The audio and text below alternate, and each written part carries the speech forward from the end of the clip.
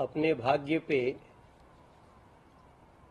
आंसू बहा रही थी और फिर दिल्ली अपने भाग्य पे आंसू बहा रही है। आज मैं जब आपके समक्ष बैठा हूं कुछ जानकारियां लेकर के, तो दिल्ली की नई मुख्यमंत्री कुर्सी पे बैठ रही हैं, मगर ये बहुत ही दुखद एक दृश्य हमको देखने को मिला। आपने भी देखा होगा कि मुख्यमंत्री के बगल में एक खाली कुर्सी रखी गई है। अब पता नहीं कोई आत्मा भी चलाएगी दिल्ली को या क्या है, ये हमारी समझ के बाहर है। मैं खाली कुर्सी को देख करके मेरे मन में एक बहुत बड़ा विचार आ रहा है कि ये संविधान का बहुत बड़ा अपमान है। संविधान मुख्यमंत्री के अंदर वो सारी शक्ति देता है जिसको एग्जीक्यूट करना मुख्यमंत्री की सबसे बड़ी जिम्मेदारी होती है। लेकिन हमारी दिल्ली की तीसरी महिला मुख्यमंत्री आतिशी जी ने बाबा साहब भीमराव अंबेडकर जी के संविधान को धता बता दिया कि वो मुख्यमंत्री तो है लेकिन नहीं है, वो मुख्यमंत्री के रूप में जिम्मेदार नहीं है, वो मुख्यमंत्री के रूप में रिस्पॉन्सिबिलिटी लेने को तैयार नहीं है। ये सारा इशारा होता है जब वो एक खाली कुर्सी दिखा रही है। तो आराम से वो बाद में कह देंगे मैं तो मुख्यमंत्री थी ही नहीं, वो तो एक आत्मा बैठी हुई थी। अब वो किसकी थी पता नहीं, उसी से सवाल जवाब करें आप सब। हमने मुख्यमंत्री जी को एक पत्र भी लिखा है, आतिशी जी को। अगर वो किसी की आत्मा है तो उसी को हमारा पत्र पढ़वा दें। वो पत्र भी आप सबको मिला होगा। हमने एक पत्र लिखा और इस पत्र में हमने उनसे ये प्रार्थना किया कि दिल्ली के राजस्व का जो नुकसान हुआ, कितना हुआ, आप तुरंत एक कमेटी बना करके इसको दिल्ली को बताएं।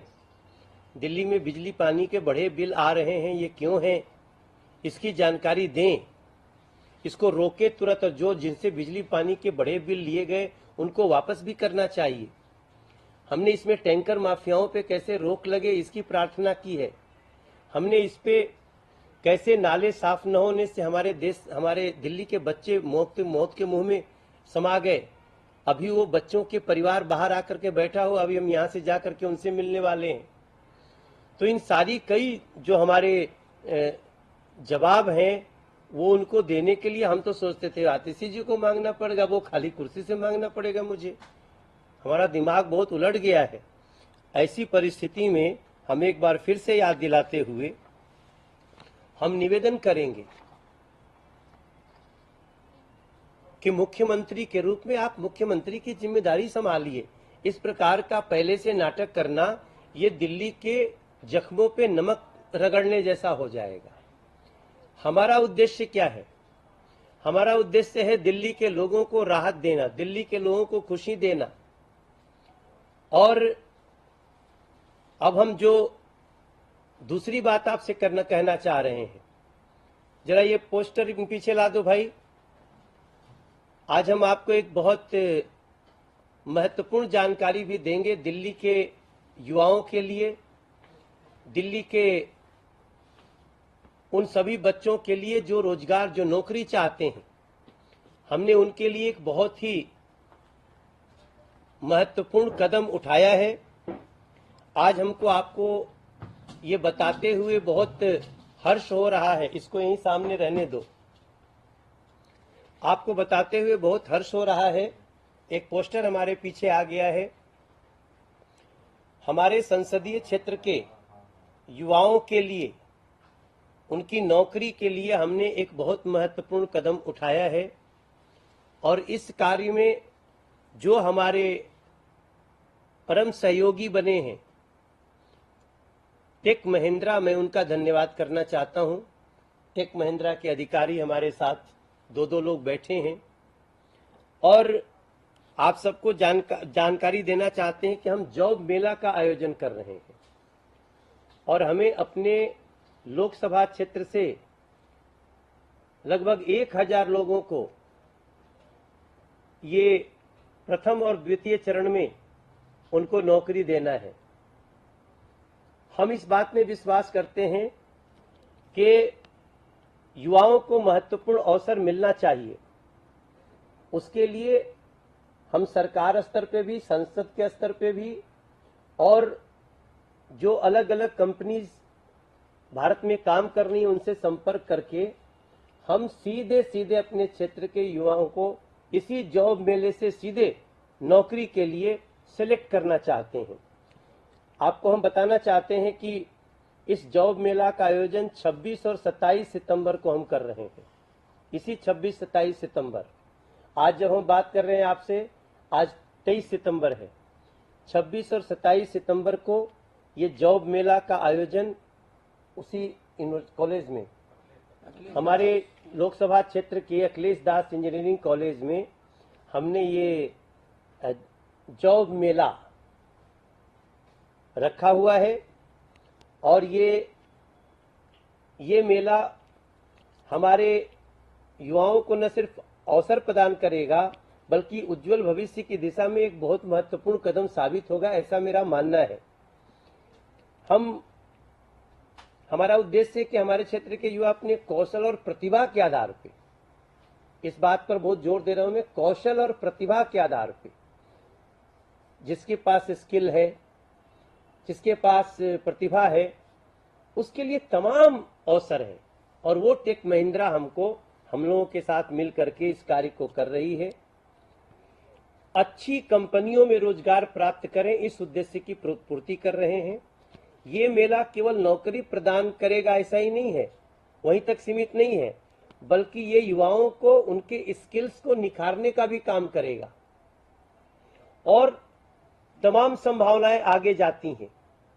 अब ये बात में कहते हुए जब मैं किसी को बोलता हूं कि मैंने तो इतना छोटा काम करके दुनिया में शुरुआत की, मैं ड्राइविंग सीखा और किसी के ड्राइवर के रूप में हमने अपने जीवन की शुरुआत की, और यहां तो सीधे टेक महिंद्रा इतने लोगों को नौकरी देगी और उसके बाद वो कहां से कहां पहुंच सकते हैं, इसकी कल्पना हम सब कर सकते हैं।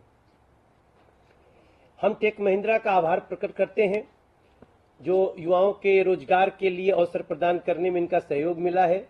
इसके साथ ही मैं युवाओं से अपील करता हूं कि आप ज्यादा से ज्यादा संख्या में इस 26-27 सितंबर को उत्तर पूर्वी दिल्ली के अखिलेश दास इंजीनियरिंग कॉलेज में आप आइए।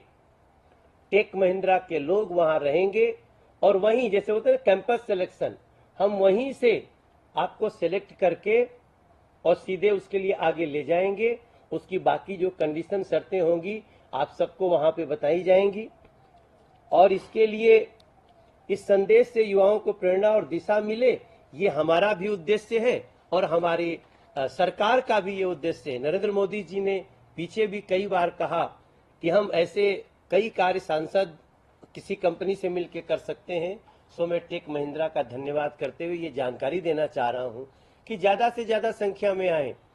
और मैं एक बात, जैसे मैं टेक महिंद्रा से बात करते हुए मैंने बोला कि क्या ये कहां तक सीमित रहेगा, तो इसकी संख्या 500 से 1000 से 2000 3000 तक भी जा सकती है। हमें टैलेंट चाहिए, हमें वो प्रतिभा चाहिए जिसको हम यहां ले जा सकें।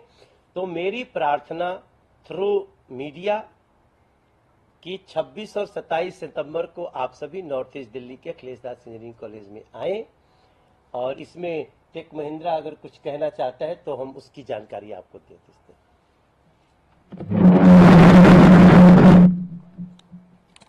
आप सभी का स्वागत है।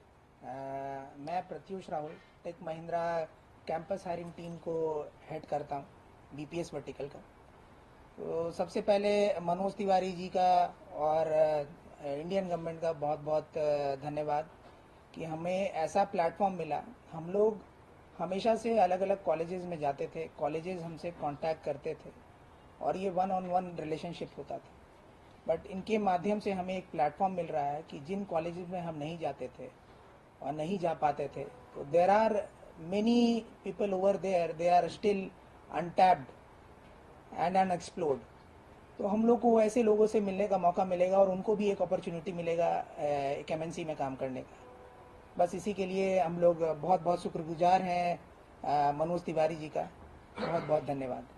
और जैसे हम इनसे रिक्वेस्ट भी किए हैं कि अभी हम अपनी लोकसभा में कर रहे हैं, लेकिन हम प्रार्थना करेंगे इसका अच्छा एक्सपीरियंस हमारा होता है तो पूरे दिल्ली में इसको ले जा सकते जी हैं। सर। इसके लिए भी आप तैयार रहेंगे क्या? हाँ, एकदम सर, जरूर रहेंगे। हम लोग तो चाहते ही हैं कि सारे लोग से जुड़ सकें, जितने ज़्यादा लोग से जुड़ पाएँ। बहुत सारे टीयर 2, टीयर 3, टीयर 4 कॉलेजेस भी हैं जहां हम लोग कभी नहीं गए हैं, और ये एक माध्यम है रोजगार मेला जहां हर कॉलेजेस को इनवाइट किया जा रहा है ताकि वो ज़्यादा से ज़्यादा संख्या में आए और इसका लाभ उठा सकें। हम लोग साल भर में कितने बच्चों को लेने का टेक महिंद्रा से टारगेट रख सकते हैं?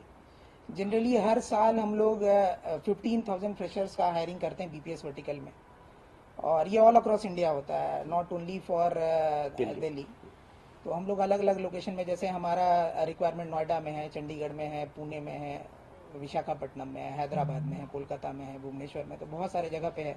तो हर जगह मिला के कुछ हम लोग 15,000 लोगों को हायरिंग करते हैं, और ये कंटिन्यूस चलता रहता है। तो लेकिन यही है कि जो हमसे जुड़े हुए हैं जितने भी इंस्टीट्यूट्स, हम लोग बस वहीं कनेक्ट कर पाते थे।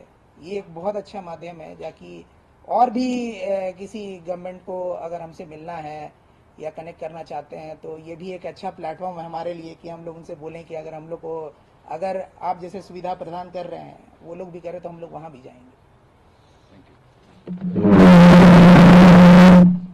इसका अर्थ ये भी निकलता है कि हम कम से कम 5,000 तक तो दिल्ली में इसका टारगेट रख सकते हैं प्रत्युष जी के तहत।